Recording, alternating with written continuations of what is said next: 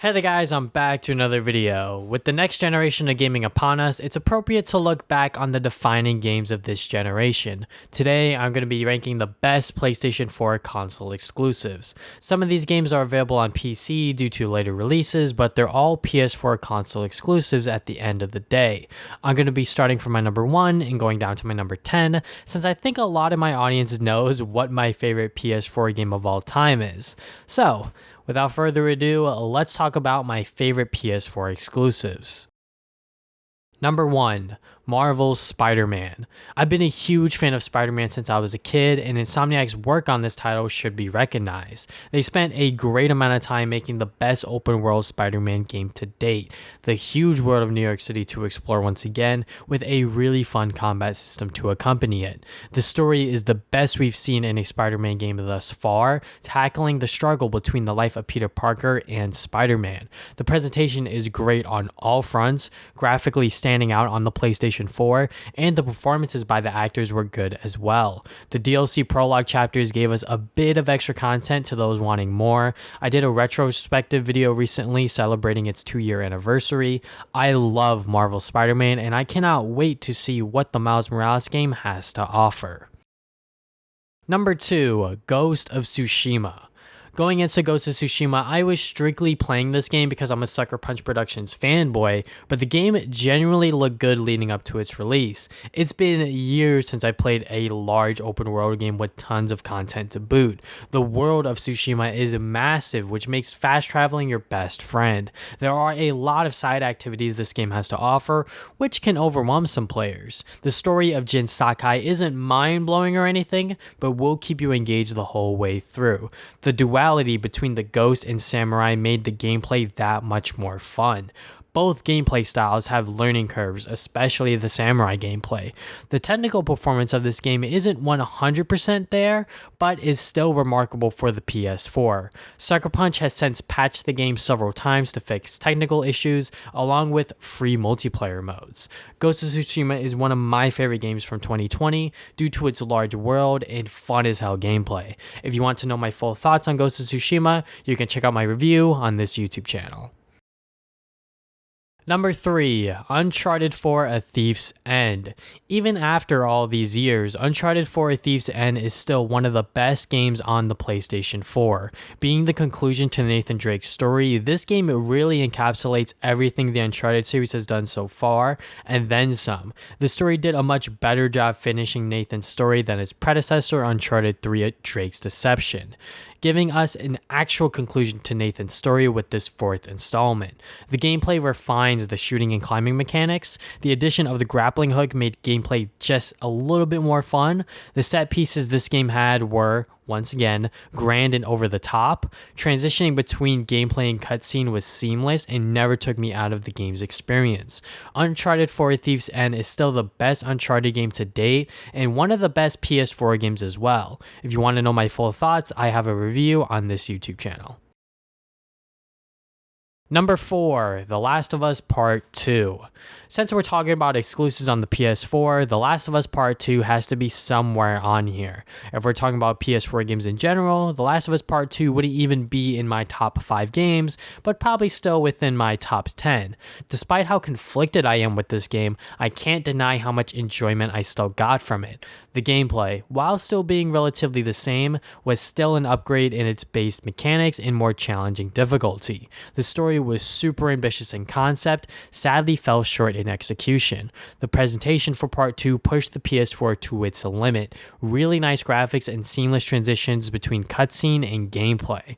Part 2 isn't a perfect game by any means, nor is it the sequel I expected for The Last of Us. I can't think of another game where I thought about it this much after I finished it. The Last of Us Part 2 is truly a unique sequel. If you want to know my full thoughts, my full spoiler thoughts on The Last of Us Part 2, you can check out my 35-minute video on this YouTube channel. Number 5, Ratchet & Clank 2016. I believe the consensus among Ratchet & Clank fans for the 2016 remake is the gameplay is fairly solid, but the story is a poor retelling of the original. Based on the movie, so they obviously took some liberties trying to make it more kid-friendly. Some could say the story is like this because it's Captain Quark retelling how the iconic duo met, but you're kind of assuming that. Regardless, the story on its own is fine. The gameplay is still the fun Ratchet & Clank action fans have come to know and love. It's probably the most refined gameplay the series has seen thus far. Platforming is still the name of the game, with crazy and wacky gadgets to use. Just for the gameplay alone, Ratchet & Clank 2016 is one of the best platformers the system has to offer. Once again, you can find my full review on this YouTube channel. Number 6, Detroit Become Human. I've played a lot of graphic adventure games where your choices matter to the game's overall narrative. I never played a Quantic Dream game before, and Detroit Become Human would be my first experience with them. This game was advertising that literally every choice you made contributed to the game's many possible outcomes. Well, the game wasn't lying, because after each given scenario, you see a flowchart of other possible outcomes if you made a different choice. The story follows Connor, Marcus, and Kara as they go on their own paths in being an android. Each character has their own goals in mind, and it's up to the player to decide how they get there. I found all of their stories to be interesting, with the final act of the game bringing everything together. Also, the game looks stellar for the PS4 once again. Detroit Become Human simply delivered on a graphic adventure narrative where almost every single choice you make matters to the game's many possible endings. A full review of Detroit Become Human can be found on this YouTube channel. Number 7. This is a game that probably doesn't get talked about often. Hidden Agenda is like Until Dawn, but with multiplayer. It's a murder mystery where you and your friends have to work together to perform quick-time events and make decisions. All of the actions are done through the smartphone app, which acts as each player's controller. The game is only $10 with a 2-hour runtime. Because of its short length and affordable price, you can easily start and finish this game to get the full experience. In addition, since its method of multiple controllers is through the smartphone app, the game instantly becomes accessible for multiple players without buying controllers. The graphics for this game are also way too good for a $10 game. Hidden Agenda should not be overlooked in the graphic adventure genre, as it's a fun, interactive movie to play with your friends. Number 8, God of War 2018. Okay, I'm probably going to get roasted for this one. God of War 2018 is considered by many one of the best games the PlayStation 4 has to offer. Despite it being within my top 10, why isn't it higher on my list? Personally, I'm not all that attached to the God of War franchise. I only got into the series in the early 2010s through the PlayStation 3 collections. I thought they were good hack and slash games with a solid story to boot. I acknowledge that I had a good time with the games, especially God of War 3, but I never fell in love with any of them outside of 3. Going into this new PS4 title, however, it was going in an interesting direction. Now taking place in Norse mythology and a new gameplay style, did I like this new setup for God of War 2018?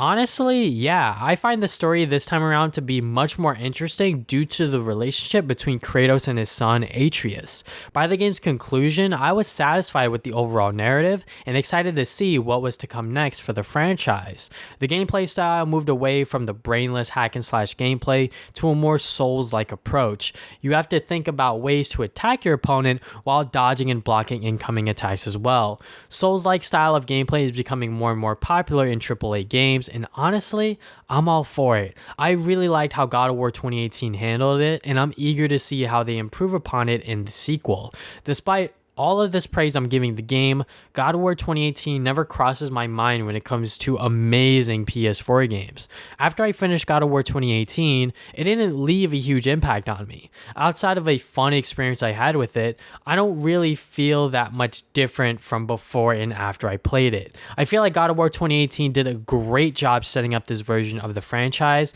but the second game is where we'll see some amazing stuff. Maybe if I took my time when I initially played it without having to rush my playthrough to get my review out, I should definitely replay this game before the sequel comes out to get a more realized opinion, but as of right now, it's sitting at my number 8 spot. God of War 2018 is still one of the great PS4 exclusives because of its superb new take on the series.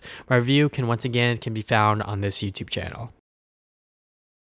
Number 9, Infamous Second Son. As the resident Sucker Punch fanboy, I was really excited for Infamous Second Son as a PS4 launch window title. I purchased the game before I even had a PS4 because I knew I was going to play this game when I eventually got one. This Infamous title focuses on a new character named Delsin in Seattle, Washington. After being labeled a bioterrorist, Delsin is on a mission to stop the DUP leader, Augustine, from doing evil things. Whether you choose to do the good karma or bad karma, Delsin's goal is to stop Augustine at the end of the day. Delsin has the ability to absorb a conduit's powers to make it his own. Because of this, you obtain a lot of different powers that all function differently in some way. The many different powers feel like Sucker Punch Productions wanted to try every idea they had for the Infamous series before moving on to Ghost of Tsushima. I only say this because the second power you obtain, Neon, doesn't feel all that great compared to your starting power, Smoke. The other powers you obtain later in the game feel much better in comparison to these two, but it's kind of weird how the second power is a downgrade in my opinion. Nevertheless, I still had fun with Infamous Second Son. Delsin's relationship with his brother Reggie is constantly tested throughout the game's story. The gameplay is still the same fun Infamous action with more powers to switch from instantaneously. Visually, the city of Seattle and the particle effects look great for an early PS4 title. Infamous Second Son might not be the best game in the franchise, it's still an enjoyable entry for the series. More thoughts on Infamous Second Son can be found on this YouTube channel. Number 10, Horizon Zero Dawn. Horizon Zero Dawn is an open world game I kind of bought in the spur of the moment. I saw that it was on sale for like $10 and bought it because who doesn't want to play an open world game where there's giant robot animals and other futuristic elements? I'm not too sure what happens in the story because I didn't pay attention to it whatsoever. All I know is that Aloy is gifted at killing these robots and the twist that happens closer to the game's conclusion. Other than that, I played Horizon Zero Dawn purely for the gameplay. It's a large open world game where you're killing robot mechs. The bow and arrow mechanics felt natural and fluent. The different arrow types made attacking enemy groups always different, with no two encounters feeling the same. Riding on your mech animal, the Strider, made exploring the world of Horizon much easier. Collecting parts and crafting arrows and items makes it so you have to constantly pick stuff up in order to keep your supply plentiful. I just had an awesome time playing Horizon Zero Dawn, despite not knowing what was going on in the story due to my negligence. The gameplay alone is super fun because of its combat system and large world to explore. So those are my top 10 favorite PlayStation 4 exclusives. What are some of your favorite games on the PlayStation 4, exclusive or not? Be sure to leave them in the comment section below. I read all my comments. Thank you guys for watching this video. If you guys haven't already, you can subscribe and put new videos up on Saturdays. You can follow me on social media, Facebook and Twitter. Try to put updates on my future videos. If you guys want to follow my podcast, the Travis and Damien Podcast, over at anchor.fm/Travis Damien Podcast. We talk about video games, movies, anime every other week. And yeah, that is all I have for today. Thank you guys for watching this video once again. See you guys next time with more videos.